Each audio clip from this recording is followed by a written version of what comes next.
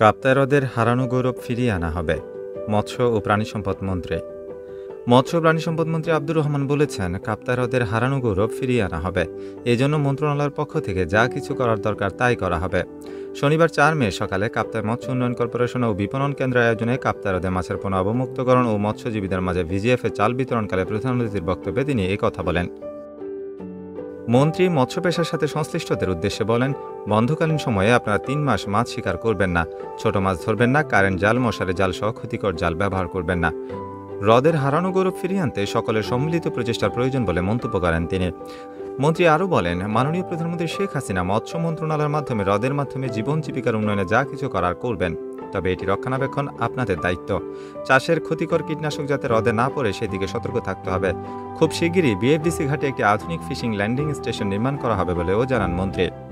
বাংলাদেশ মৎস্য উন্নয়ন কর্পোরেশনের চেয়ারম্যান সাইদ মাহমুদ বেলালের সভাপতিত্বে পরিবেশ, বন ও জলবায়ু পরিবর্তন বিষয়ক মন্ত্রণালয়ের সংসদীয় স্থায়ী কমিটির সভাপতি দীপঙ্কর তালুকদার এমপি, মৎস্য প্রাণী সম্পদ মন্ত্রণালয়ের সচিব মোহাম্মদ সেলিমউদ্দিন, মৎস্য অধিদপ্তরের মহাপরিচালক সৈয়দ মোহাম্মদ আলমগীর, মৎস্য গবেষণা ইনস্টিটিউটের মহাপরিচালক ডক্টর মোহাম্মদ জুলফিকার আলী বক্তব্য রাখেন।